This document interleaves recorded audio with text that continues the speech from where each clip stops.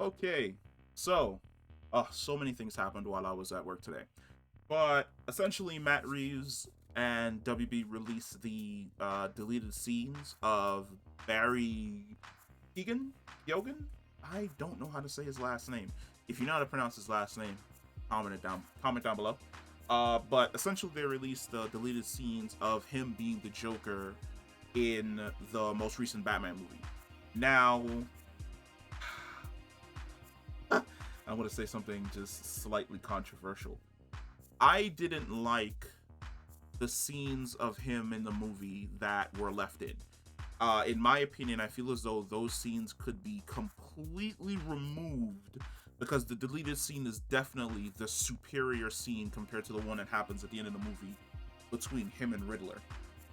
And the reason why I say that is essentially because it everything in the Batman is crafted in a way so that the story weaves forward. It's very much Riddler's story. It's Riddler's plan, Riddler's plots, and everyone is essentially dancing to the tune of the chaos that he is essentially creating in Gotham. Batman's running around trying to figure out what's going on. Jim Gordon's trying to back up Batman and also prove that he's an asset and not a liability to the GCPD. Selena Kyle is essentially trying to deal with the issue with Carmine Falcone, but Falcone is in the cross sights of the Riddler, so Selena's in the cross sights of the Riddler, and everything that happens in this movie revolves around the villain, and it's absolutely fantastic storytelling. The problem with this Joker scene, and I can understand why Matt Reeves chose to delete it, it breaks up that perfect flow. Because once you introduce the Joker, that's all your mind is going to be thinking about. It essentially removes a lot of the momentum from the Riddler and throws it towards the Joker, and then it doesn't really give it back to the Riddler, which is hilariously the reverse of what essentially happens towards the end of the film. Because towards the end of the film, the Riddler is on this ridiculously high trajectory and momentum at the end of the film. And then you throw in the Joker to essentially be like this Arkham Asylum inmate buddy type situation, and he kind of derails that momentum that the Riddler was essentially on. I feel as though if you were to remove those scenes and essentially had the character cement himself where he's like, I'm going to create bigger riddles and bigger, more elaborate things so that essentially Batman and all of Gotham will be able to notice me and be able to notice my work, even though my work has been undone. That'd have been fantastic. But introducing essentially the Joker towards the end he kind of hitchhikes. Well, I shouldn't even say hitchhikes, that's the wrong word. He kind of hijacks a lot of the perfect writing and the perfect send-off that the Riddler was essentially going to have in Arkham Asylum. Now, this scene is absolutely fantastic because just from the very beginning, when this scene initially starts, you can tell that they've done this before. That in some way, shape, and form, there's history between both of these characters. Now, Matt Reeves has come out and said that his version of the Joker did not fall into the vat of acid.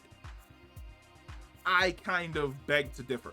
The way in which he's designed really does look like someone who's living in the real world, what they would look like if they fell into a vat of acid. He has burn scars all over his body, and I think there's a really nice shot of him.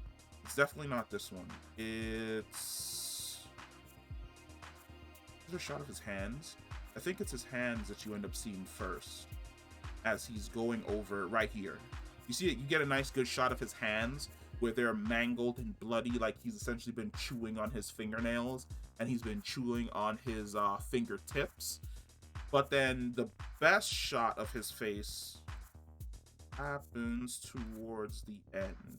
Because the entire time, as you can see, like, it's extremely blurry because they're trying to build up to the reveal of what his character essentially looks like.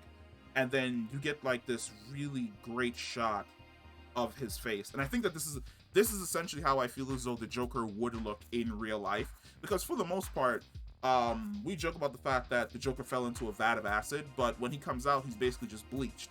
he does not look like someone who fell into a vat of acid and is suffering from burns and deformities and anything along those lines.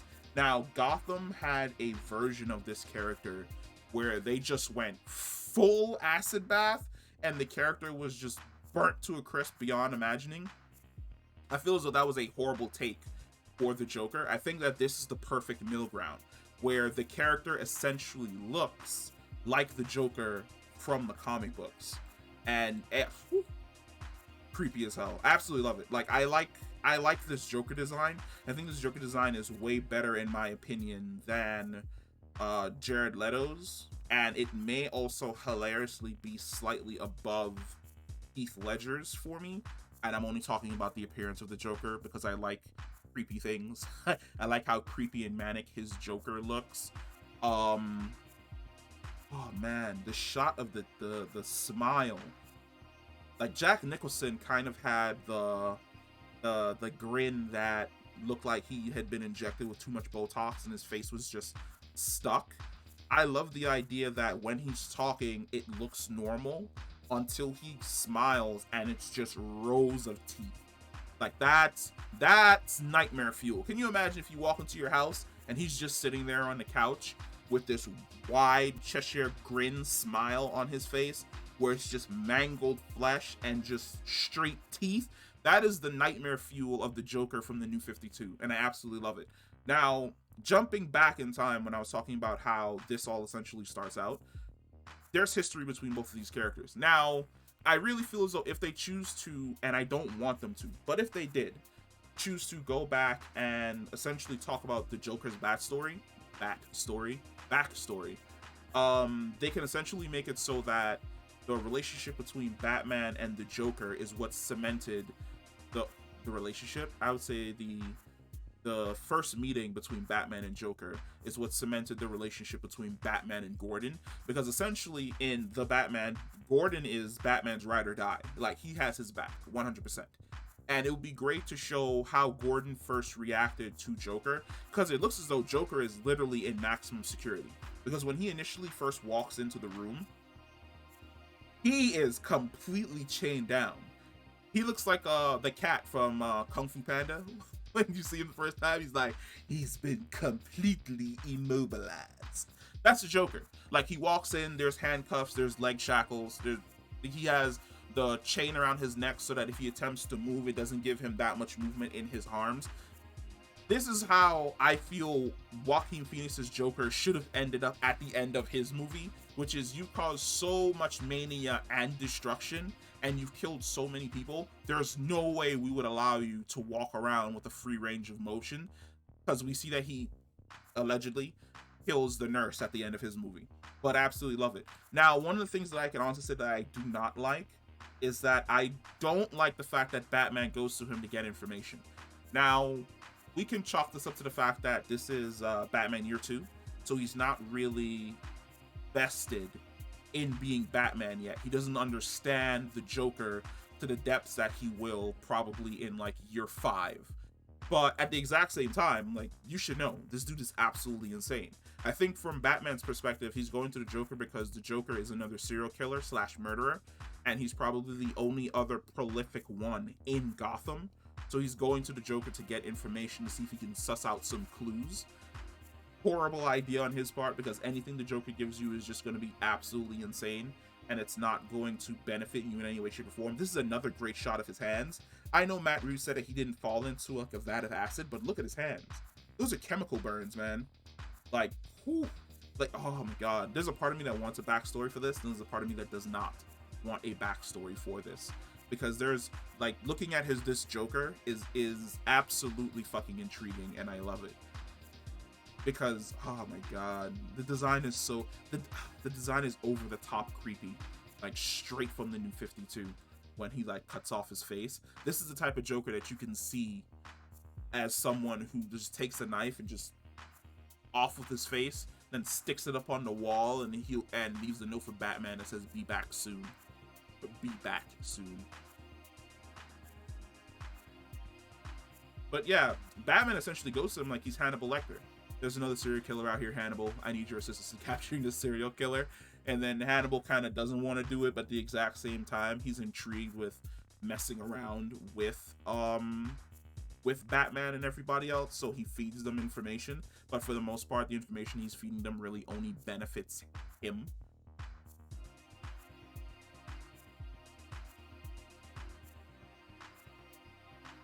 I do like the fact that the back and forth between both Batman and Joker really shows that even though this is year 2 Batman, he's not naive. He's not buying essentially what the Joker is selling, which is one of the reasons that once he realizes that the Joker isn't taking this seriously and he actually is just absolutely insane, he chooses to leave. But one of the things that I do like is it's in classic Joker fashion that he messes with Batman to the point that Batman becomes frustrated, but then he gives Batman something, which I think the clue that he gives him has to do with orphans. Hold on.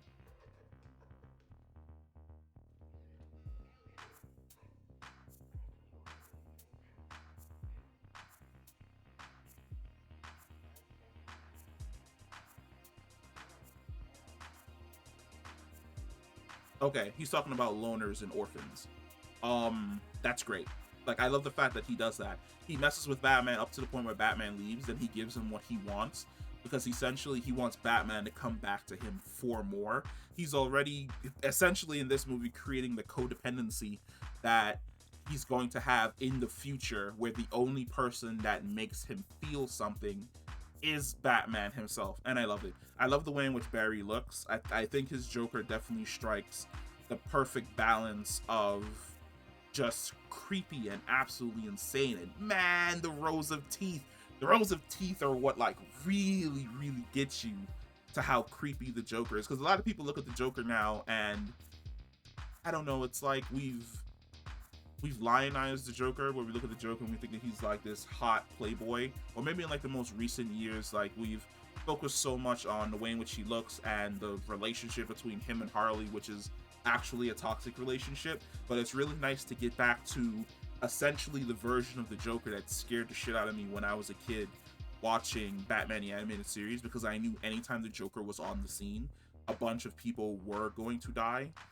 So it's a really great design, and I think we get the laugh here.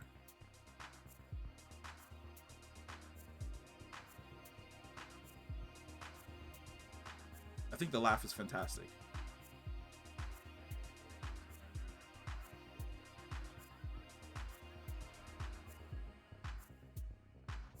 I think the laugh is fantastic. But yeah, I'm digging this.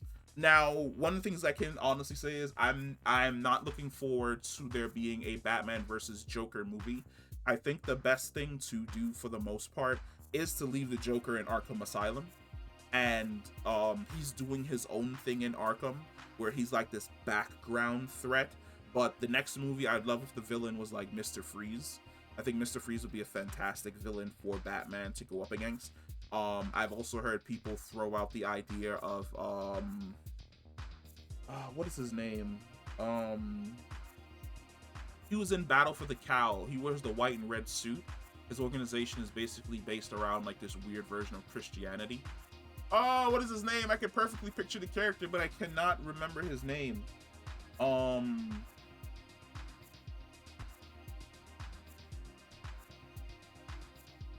on.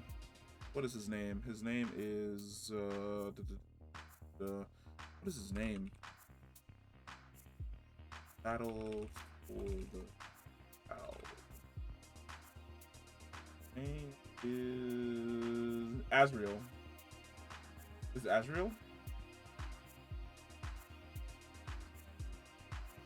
Yeah, Azrael. Took me way much longer than I thought it was going to.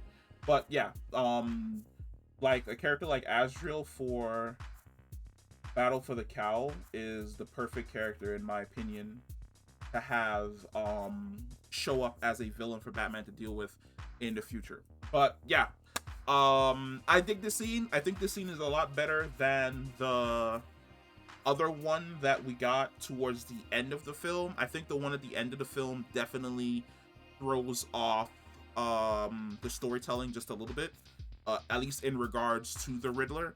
And even though I like this scene way more than the last scene, this scene also doesn't fit into the story that Matt Reeves was attempting to tell, so I can understand why it was dropped.